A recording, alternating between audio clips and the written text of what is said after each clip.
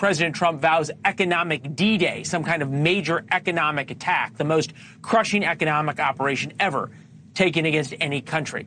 Former Deputy Central Command Commander Admiral Robert Harward and former CIA FBI counter-terror official Phil Mudd. Gents, good to see both of you. Admiral, since you would have been the man tasked with running this just a couple of years ago when you're still at Central Command, we put up a graphic. Essentially what it's been described as some kind of conga line of ships that are escorted on the way in and escorted on the way out with fighter cover over it. We have a graphic for that.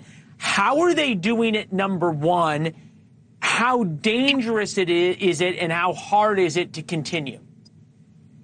Well, let's go back to your opening comment. The war may be doing better than we thought. For those who have been watching Iran all their lives, Iran's on their ass. After 47 years, we've flipped the coin on them.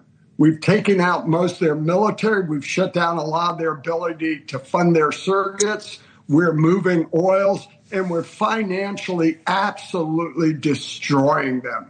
So time is on our hands. And if we're getting this oil through enough to at least stabilize the world market and keep oil prices there they're on, time is our hand till they just collapse from within. There's no doubt about it. So you have to applaud where we are today.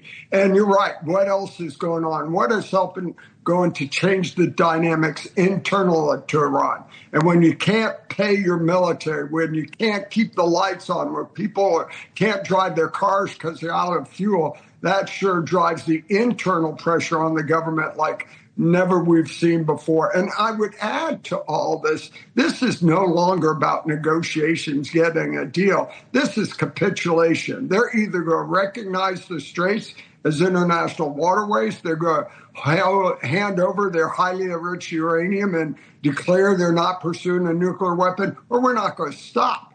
Time is on the president's hands, and we've got them right where we want them. Phil, something interesting about this story leaked out in a pretty clear way.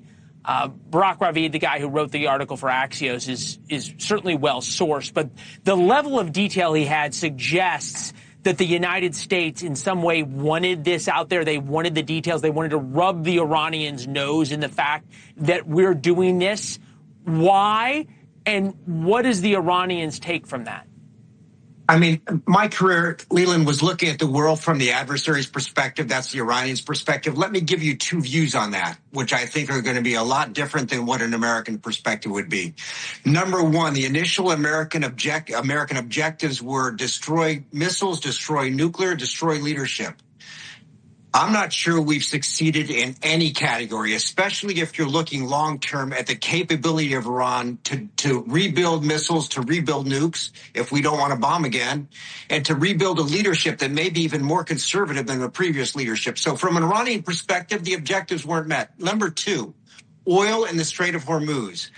The president a couple of days ago threatened Oman. Oman is a country directly across the strait from Iran. That's because Iran is negotiating with Oman about reopening the strait, an agreement between the two of them. Who's out of that agreement? The Americans.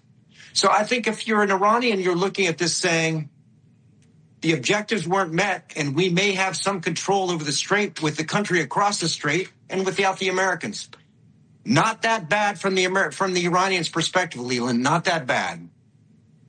Admiral, take us through this operation at night. You've got this conga line. The U.S. Navy escorting shipping goes all the way back to World War I and then to World War II, protecting from the German U-boats and the wolf packs.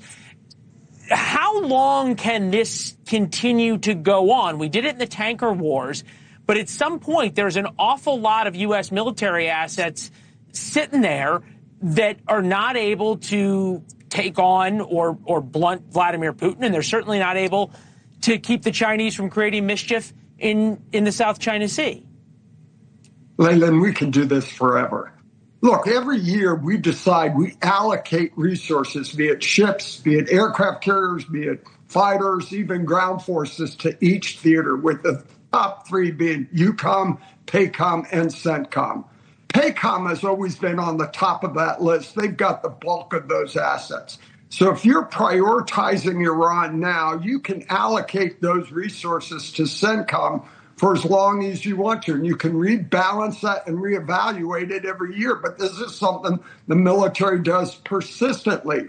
We have about 1.2 million deployable assets that every year we negotiate where they go. So all we have to do in this case is prioritize Iran over China, which I think is an appropriate strategy. We've never done that before. CENTCOM was always the third tier. They really didn't get much assets.